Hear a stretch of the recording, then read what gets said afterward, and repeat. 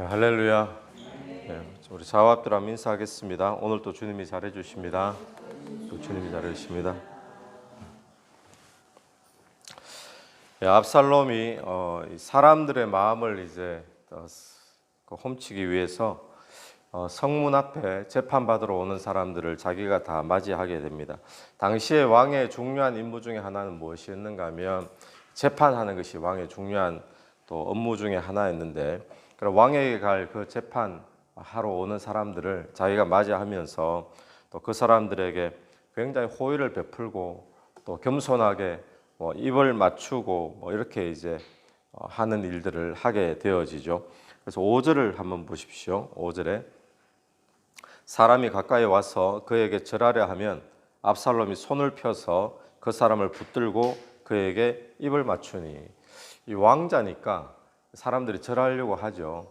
절하려고 하는데 압살롬이 손을 펴가지고 이렇게 세우고 입을 맞췄다라고 이야기합니다. 그러면서 6절에 보시면 이스라엘 무리 중에 왕께 재판을 청하러 오는 자들마다 압살롬의 행함이 이와 같아서 이스라엘 사람의 마음을 압살롬이 훔치니라.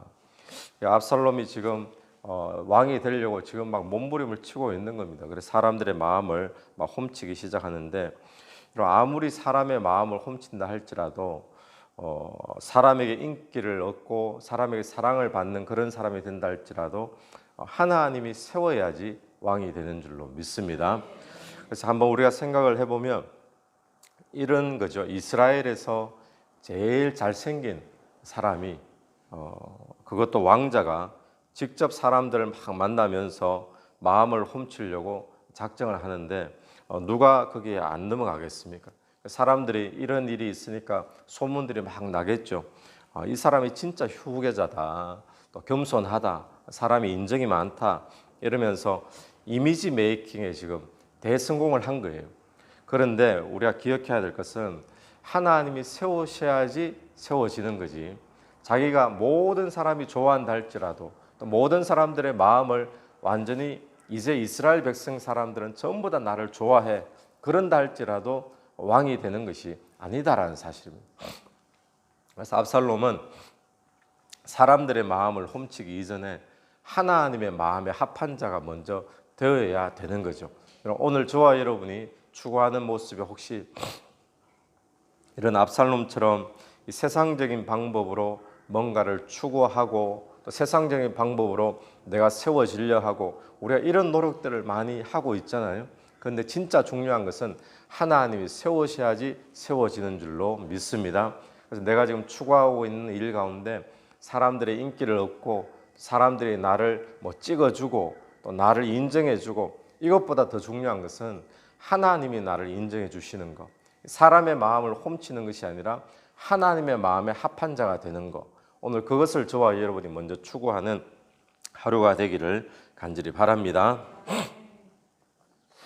또 하나 보는 것은 사람들의 마음이 이렇게 압살롬에게 다 돌아섰다라고 이렇게 생각이 되어지니까 이제 압살롬이 아버지에게 가가지고 자기가 아버지를 떠나서 도망가 있을 때 내가 이스라엘로 돌아가게 하나님께서 해주시면 내가 돌아가서 헤브론에 가서 서원을 하나님을 예배하겠습니다. 그렇게 서원했다는 거예요. 그래서 다윗에게 가가지고 그때 서원했던 것을 갚을 수 있도록 헤브론에 다녀오겠다.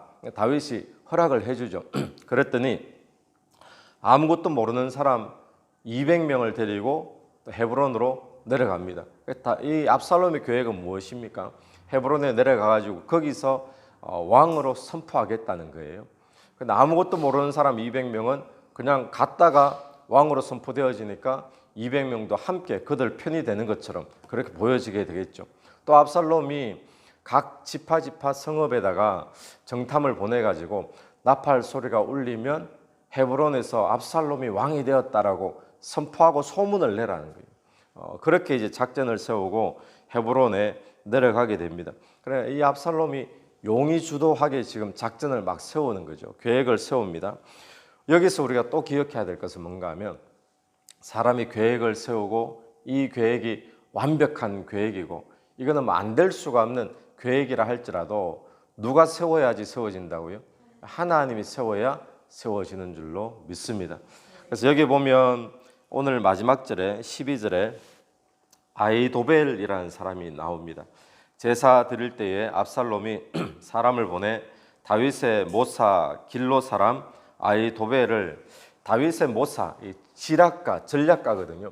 이 사람은 천재적인 지략가로 그렇게 이야기를 하고 있는데, 이 아히도벨이 무슨 이유 때문인지는 모르겠지만 압살롬에게 넘어가게 됩니다. 압살롬은 지금 지략가를 얻었죠. 또 본인의 작전이 치밀하죠. 될 수밖에 없는 작전이죠.